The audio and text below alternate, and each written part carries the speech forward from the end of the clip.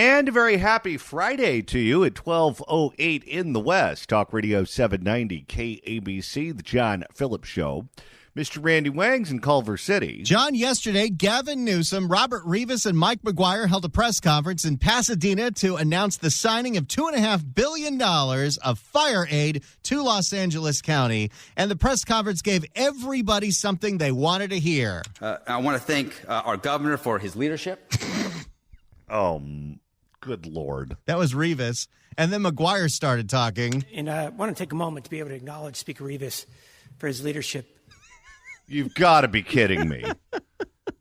Elected officials patting themselves on the back for what a great job they've done in the middle of this disaster. By the way, I'd love to point out, Karen Bass was at that presser and was not allowed to speak. Well, there's a reason for that. Let's just review a few things for a second, shall we? Let's do it. The Los Angeles Times, the LA Times, of all of the news outlets in California, the LA Times has a story out that says that officials were warned of failing water system before the Palisades fire, and the fixes never happened. They were told about a scenario exactly like this. They were told about the condition of their equipment, and they chose not to fix it. The same city was warned by the fire department that the budget cuts that they imposed on that department would limit the ability of the fire department to respond to a fire just like this. And then the liaison at City Hall, who was appointed by Karen Bass and was supposed to be the one that deals with the fire department, was placed on administrative leave because he was allegedly making bomb threats. And then they want to thank one another for their leadership. Oh, you're so optimistic. How dense do you have to be to think that you and your cohorts performed well? Nobody thanked Karen Bass for her leadership, I will say that. Well, maybe they're doing that in Ghana. And now they're upset that Trump is going to put strings attached to the federal money that's being sent to Los Angeles. Would you trust these people to spend the money? Not me. Not me. Where did that $25 billion for homelessness go? How about the money in the water bond from 2014 that was supposed to trap and store water so we would have water to fight fires? Yeah, we don't know where that money went either. Not one of them was built. And now they're up in arms about strings being attached to the money. You know what? There should be more than strings. There should be rope. Well, John, at this press conference, after Gavin Newsom bloviated and said mindful a whole bunch of times and thanked everyone for their leadership, he was asked question after question after question after question after question about Gavin Newsom's relationship with President Trump. Would you like to hear some of that? Let's hear it. Let's start with Conan Nolan. Governor, has the president said he wants to meet with you tomorrow? We haven't had any contact with the White House as of this moment. Can you explain a little bit? It's coming today. He was in North Carolina. Now he's on the plane. Explain a little bit about your relationship, because you cooperated very well as first government fires. What happened here? You have to ask him. We invited him. He's a marriage counselor. What happened to this relationship? You have to ask him. We invited him out here. I'm glad he's coming out here. I'm grateful that the president is taking the time. I hope he does take the time to listen to the folks impacted directly by these wildfires. I hope he has a chance to visit the folks in Altadena, not just in the Palisades. And I hope he comes with a spirit of cooperation and collaboration. That's the spirit to which we welcome him. I've said this many times, open hand, not a closed fist. And yoga instructor, everybody. Just wait till he gets to the old African proverb. And I will reflect on the frame of your question. We had a great relationship during COVID. Well established, well defined. I don't think there was a Democratic governor in the country that worked more collaboratively with the President of the United States. That's my mindset when it comes to emergencies and disasters. No politics, no finger pointing. We're going to have the backs. There was no politics in all the COVID lockdowns?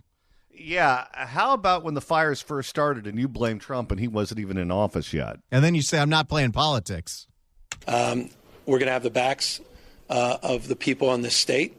And I hope the president comes back after his visit tomorrow and is here for not just the short run, but the long haul. So Governor, the legislature said that it was poor form on your part to establish a special session of the legislature before he even took office to Trump-proof the state, that sent a bad message. So Conan Nolan, if you couldn't hear him there, said, well, what about the fact that you started this special session to Trump-proof the state before he even became president, kind of firing a shot across the bow? Mind you, instead of having a special session to deal with, fire risk, when there is specific warnings issued in your population centers that if equipment isn't fixed, disaster would happen. Well, the Trump proof is someone else's words, not ours. I think it was. I think it was Bonta's words. Yeah, and the guy that you appointed. And the whole special session was to give him money to sue the new administration before they even took office. Well, the Trump proof is someone else's words, not ours. I think it was rather prescient. We're already engaged in lawsuits in litigation. He already is assaulted the 14th Amendment as a birthright citizenship. I think there's a likelihood of additional lawsuits as it relates to some of his executive actions, and we didn't have time to wait. Past his prologue, not just my administration, which was just 2 years working with the Trump administration. The Brown administration had 2 years working with the Trump administration. Total, there was 122 lawsuits. We didn't initiate those lawsuits. They were in response to actions. Well, Javier Baccaria needed to make a name for himself. Is that an open hand or a closed fist? By the Trump administration. You can slap with either. By the Trump administration. I thought it was important that we prepare for that, and I think by definition that... How about you prepare for the wildfires or the insurance crisis that has been looming over the state for the past few years? Good question. That preparedness has put us in a position where we can quickly move with the Department of Justice to assert ourselves against the backdrop of an assault on a lot of hard-earned progress here that goes back to Ronald Reagan, goes back to the 60s and 70s and 80s. So you could do both things. It was a special session to get Rob Bonta and Gavin Newsom more TV time. And it was intended to elevate him for his run for governor and elevate Gavin to be the leader of the resistance so he could run for president. It was purely political. You could do both things at the same time. Nothing personal. It's just reality and being prepared and having that experience. Yeah. Well, good luck with your request for money. Speaking of, that's the next question. Governor, how is it not personal? You've just described him as an assault, putting an assault on the 14th Amendment. We know that yesterday in an interview, President Trump said that you are responsible for not bringing water down from Northern California to Southern California. Is it possible to isolate the fires and to have a relationship and a dynamic with the president to help resolve this? And are you worried about the federal government not reimbursing the $2.5 billion? When he gets off that plane, you better have a whole giant box of In-N-Out Burger to make him happy. And also, this is a subject that Trump pays attention to. He's been talking about this long before the fires ever started. Because in addition to being president, in addition to being involved in the political battles of the day, he owns property here. He owns a golf course. Golf courses require a lot of water. If you were to own a golf course, you have to work it out to make sure that there's enough water to keep your golf course maintained so that you can be operational. This is something that he's been involved with for a very long time, and he understands how the state is failing. Well, it's not. You have to ask him that question. Not personal for me, any of those things. It's just fundamental policy disagreements on birthright citizenship. But you ran out of breath, Gavin. On emergency preparedness, emergency management, there should be no daylight between federal administration and state and local representatives, and that's the Which administration was it that didn't clear the brush in the Palisades? Was that federal, state, or local Karen Bass? It's almost as if he's a guy that just writes letters to the editor, and he doesn't have any power in California at all. Well, I'm not the mayor, so don't blame me. And that's the spirit that defines today. in the $2.5 billion, bipartisan. You had not just Tom Lackey, you had a number of other Republican representatives here, and we're grateful for them. We were there, their colleagues were there for other more conservative colleagues in more conservative parts of the state, up in Paradise and Campfire, and never even thought about it, never thought twice about that. So none of this is... all he cares about is those fire victims, except for when he needed to bail out PG&E so they could screw over those fire victims. Oh, yeah, and didn't PG&E get away with paying them in company stock? Yep. Personal in any way, shape, or form. But, it's some people want to politicize things. You mean like you? You were the originator of that. You blamed him before he put his hand on the Bible. The day the fires started. And said, I'm not playing politics, but let me tell you how great Joe Biden is. Want to politicize things? That's just not our approach. And as it relates to reimbursements, I have all the expectation and belief that we'll be reimbursed for these dollars, and that we'll have the support of Congress and the President of the United States. I absolutely believe that. What about some of the concerns about the president saying that there should be limits on the funding for California unless the state does some sort of water? Well, it's the some sort of that is confusing to not just you, but to every expert and everyone that's tried to review it. The State Water Project has nothing to do with the fires here. Nothing. Period. Full stop. There was no water to fight the fire. That's on the front page of the LA Times. Well, what Gavin is trying to do is he's trying to make a separate argument that technically you could say is true but irrelevant. It wasn't a state reservoir that was empty. It was a local one. So blame Karen Bass because he's not the mayor of Los Angeles. He said, she said. This is not just an assertion. It's a foundational fact. And I think it's really important in terms of how we express the reporting here that we deal not just with both sidesism. That's a new one. The State Water Project. I love how many of these officials, whether it's Karen Bass, it's Gavin Newsom, it's Rivas, it's McGuire, it's the supervisors, this now is not the time for finger pointing. No, and he's trying to claim moral superiority here. Like he's above all this, and he's just trying to help out the fire victims when he did nothing before the fires to prevent this from happening. Has nothing to do with water supply as it relates to water suppression for municipal systems. The state reservoirs are at or near record highs, and the issues around the Endangered Species Act have been issues that have been litigated and adjudicated and politicized for as long as I've been alive. They're not novel to this administration. They go back to the George H.W. Bush administration and litigation and lawsuits. So, again, that's why I take none of this personally.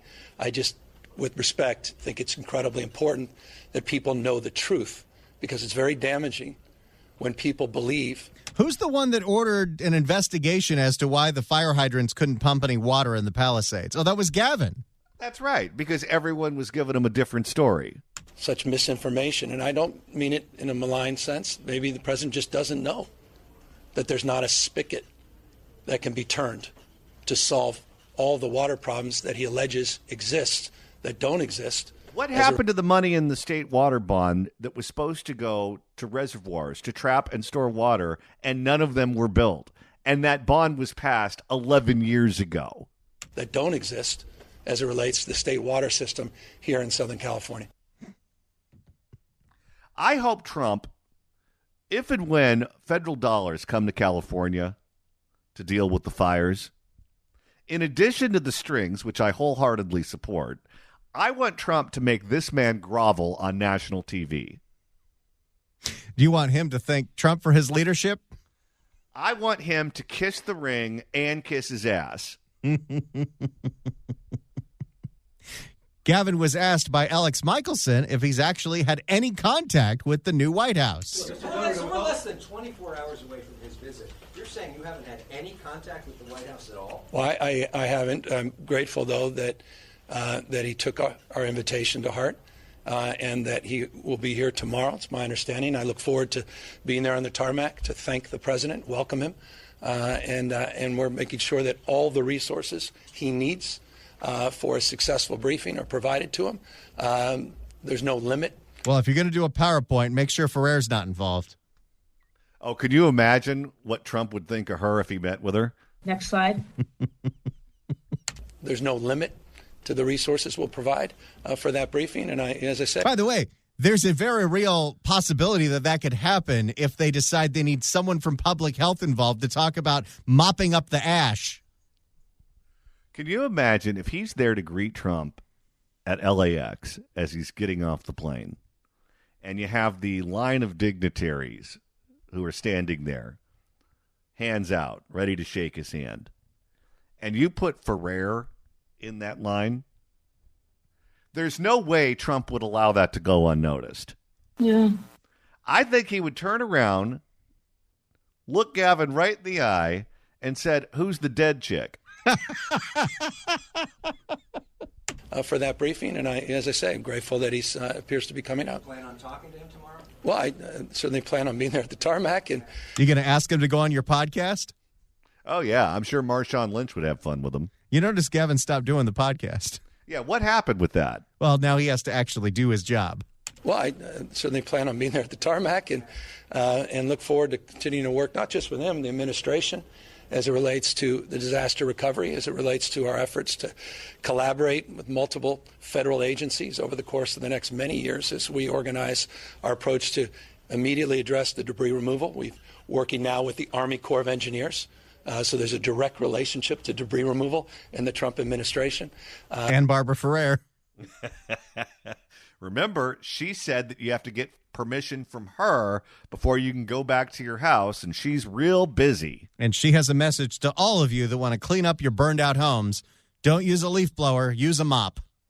And to make sure that's done effectively, not just quickly, but effectively, making sure it's done safely, and to make sure that we move heaven and earth as it relates to waiving permits and making sure we break down every barrier for recovery so people can move quickly to reestablish their lives. If you'd like to email the show, you can do so at johnnydon'tlikeshow@gmail.com. That's johnnydon'tlikeshow@gmail.com. And Randy, you're monitoring the mailbag. We're just loving getting these emails from people telling us how they found the show and why they listen. Patricia writes in at johnnydon'tlikeshow@gmail.com. I found you guys after listening to John fill in for Armstrong and Getty in 2019, and I thought, I need to check this guy out. I grew in Marin in the 60s and 80s, lived in San Francisco in the late 80s, and currently live in Pollock Pines, a small mountain town in Northern California, halfway between Sacramento and South Lake Tahoe. The reason I listen is because I didn't know too much about Southern California. After years of listening, I've learned about its politics, board of supervisors, final warning, and how the entire state has to deal with Gavin's incompetencies. I enjoy the humor and political info and exposure of our elected officials. It has made me realize the state isn't that big, and we're all dealing with the same crap. Great show, great audience. Absolutely. A lot of people seem to have found us from me filling in for Armstrong and Getty. See, it was worth doing. Yeah, for everyone other than me. You tried doing 7 hours on the radio. Well, and you had to get up at 4 for that? Yes. Absolutely. Absolutely. Oh, look at that. P.S. Love the News Blitz, too. Patricia, thank you so much. I love hearing that.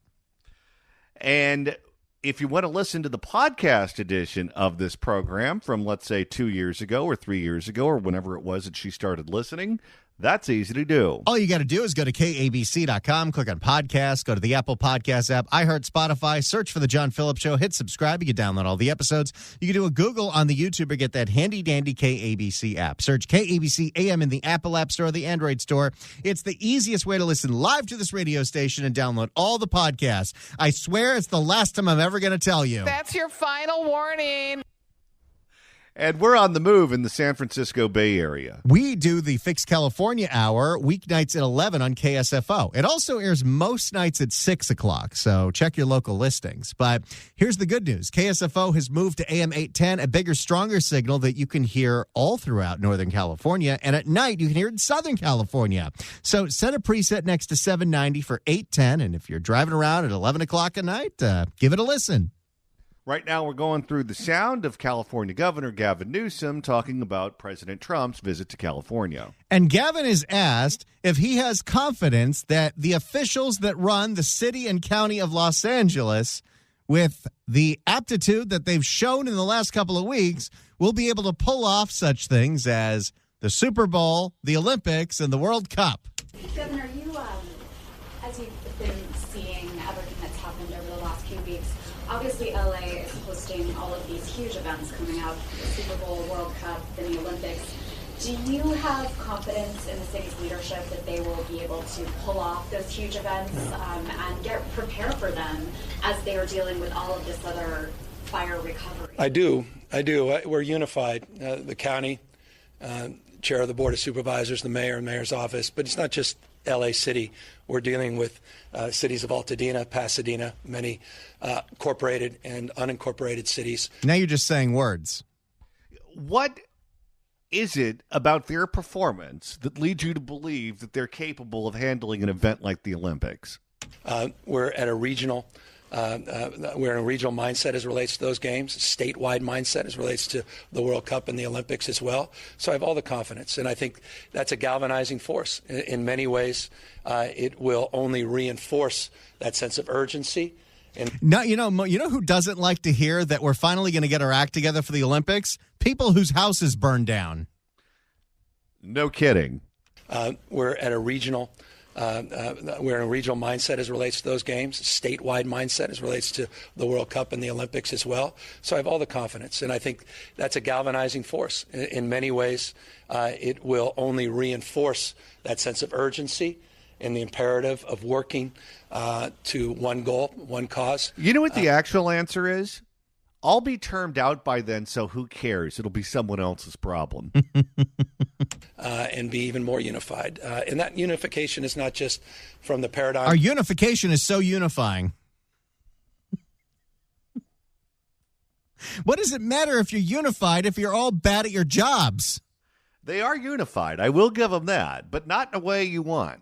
From the paradigm of people in elected positions, it's also philanthropy. It's also some of our business leaders. And so we'll, as I said, a little preview. We'll be talking a lot more about that early next week. We have some big ideas in that space around LA Rising, around a much more aggressive philanthropic force and having verticals to support a recovery and support a rebuilding that's scientifically backed, that's climate. You know how that press conference will be successful?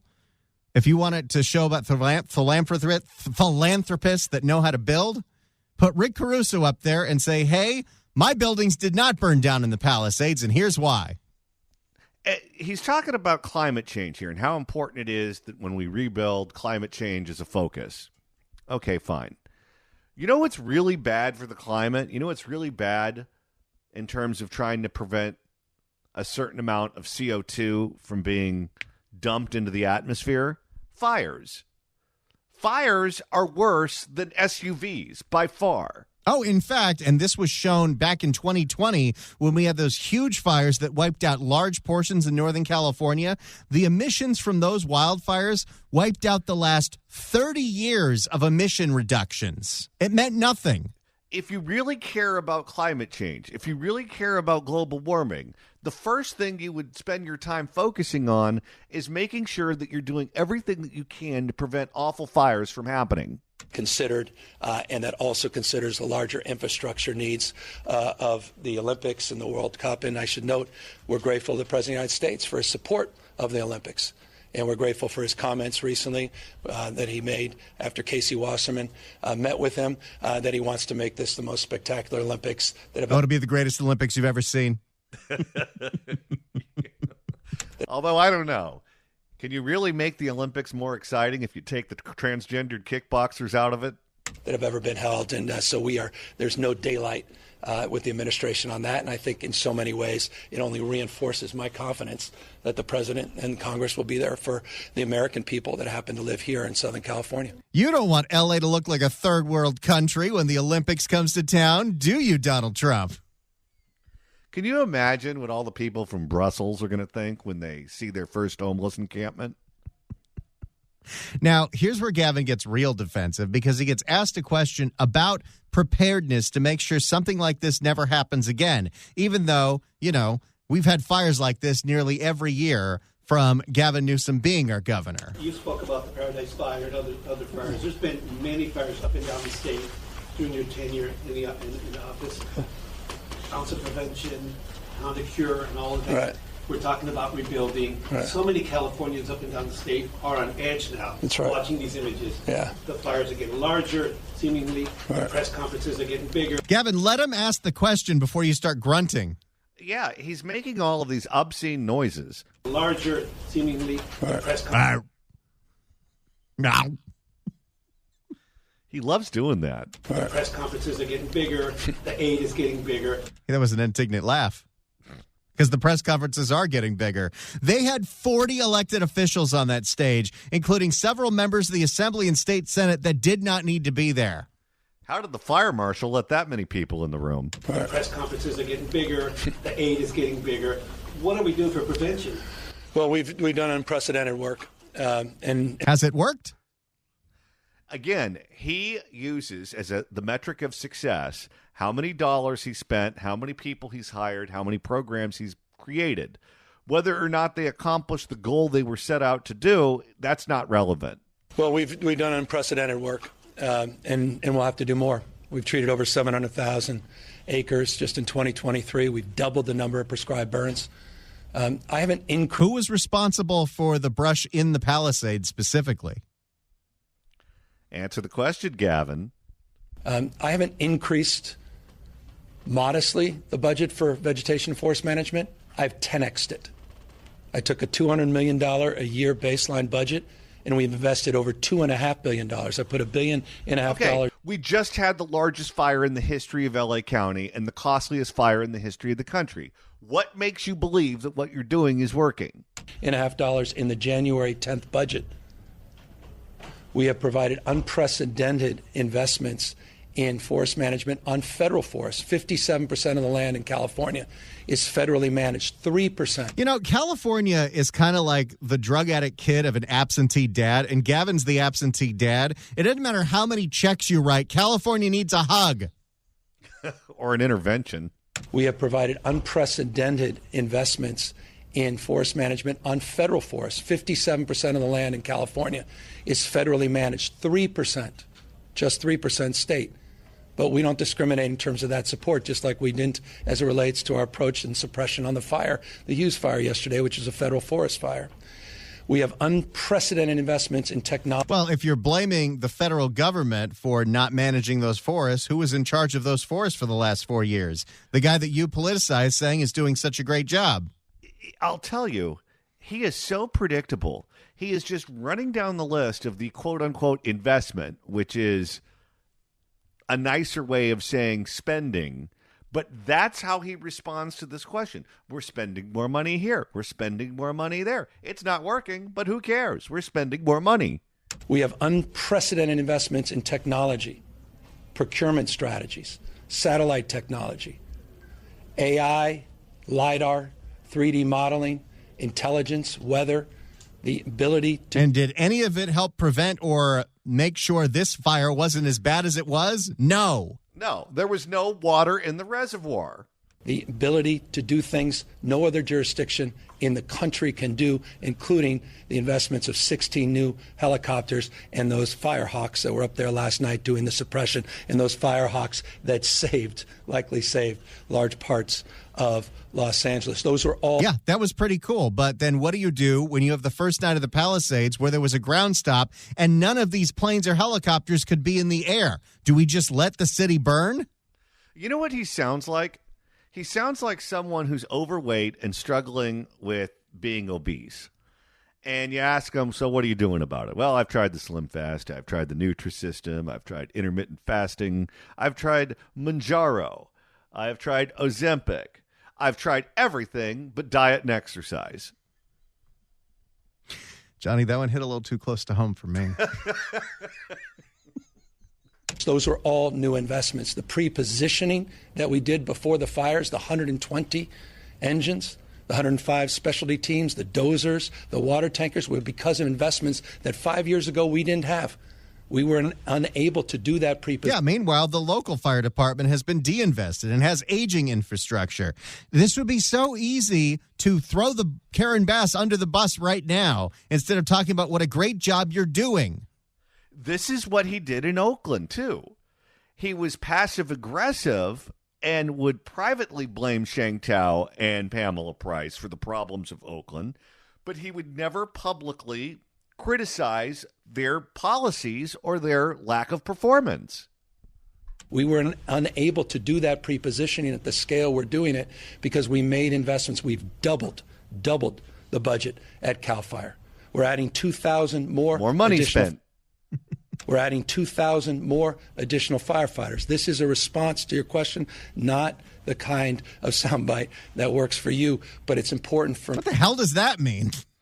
He's being passive-aggressive. But it's important for me to express these unprecedented investments, and I'll encourage you one additional thing. We laid out in a task force, a Forest Resilience Task Force, a detailed plan, 99 specific action items, and we have a dashboard that lays out the thousands of vegetation and forest management projects this state is doing. We established a shared stewardship council, a partnership with the federal government. He's doing so many things at the same time because so many people were up his butt about the jacking of PG&E rate hikes, where people in Northern California were paying way more for electricity than they ever have before. Gavin signed an executive order last fall saying, okay, PG&E doesn't really have to underground the wires. I'll tell you, this is an exercise in narcissism. Because let's just say that you spent all this money and all these toys and all these mitigation efforts to prevent fires from happening.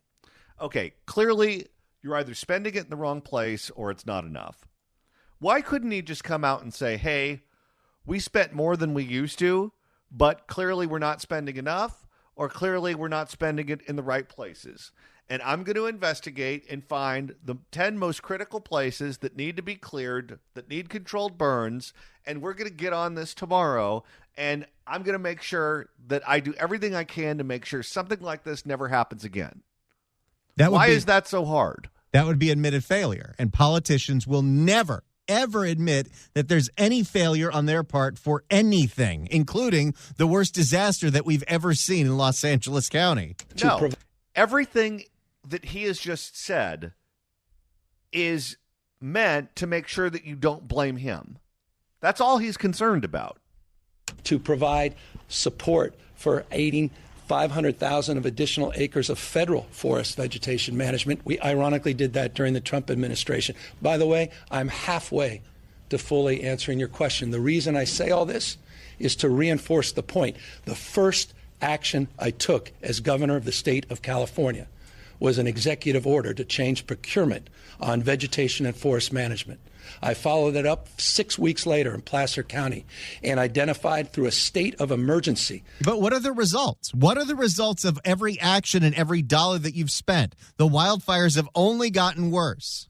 This is homelessness 2.0, crime 2.0. It gets worse. He spends more, and he declares victory. A declaration of emergency in Placer County, right near Auburn, California, to move 35 large-scale, high-profile projects to address the vulnerability of 200 communities. We've been at this for years and years and years, but I'll remind you of something that I know is inconvenient. We had the 3 driest years since statehood in 2020, 2021, 2022, followed by the wettest 3 weeks in our history that broke that drought. The extremes are unprecedented. There hasn't been a drop of rain of any significance, at least in 9 months here. It was 70. So what did we do to prepare for that? Yeah, how much of that water did you trap? That's what Trump wants you to do. It was 78 degrees down here. You had hurricane force winds, 99 miles an hour that these folks were fighting. These are unprecedented conditions, and these conditions are not unique to California, to your question. They persist around the globe and across the United States. And so we have to have a state of mind to be even more vigilant, more prepared, and more honest with ourselves about what's really happening. And that's why I'm not... So what have we done to prepare to hold up our infrastructure in the wake of all of these things that you already said you know are happening? if you believe that global warming is getting worse, then shouldn't you be spending your time, more time than you already are, maybe a lot more time than you already are, on making sure that we're prepared for things like fires? And that's why I'm not walking away from these commitments. And to the extent the President of the United States wants to come in tomorrow to support even more investments, we look forward to that. I embrace it. I thank him for any additional support he can provide with these record-breaking, unprecedented investments that the state has been making for 6 years straight. Look at all the money I spent. I'll tell you, if Trump does to Newsom what he did to Biden and Harris and the rest of the former presidents and vice presidents at the inauguration, and what he did to the globalists at the World Economic Forum, and he brings it right to Gavin, Gavin's not going to be prepared for it. Gavin's going to fold. Should be an interesting afternoon. Oh, yes. I can't wait. If you'd like to email the show, you can do so at johnnydon'tlikeshow@gmail.com. That's johnnydon'tlikeshow@gmail.com. And Randy, you're monitoring the mailbag. Chuck writes in at johnnydon'tlikeshow@gmail.com. Whenever I listen to Gavin Newsom speak, I feel like I'm riding the teacups at Disneyland. Listening to him rail off of all of his spending defeats the point. Why doesn't anybody ever ask him if the money got to where it was supposed to go? It's one thing to spend money. It's another thing to get the people in charge of the money to do the right thing with the money. The attitude of today's government employee is the job itself is inconvenient. If you want to see a government employee move, tell them their paychecks will be late. You'll have that room full of union reps in a matter of minutes. Good point.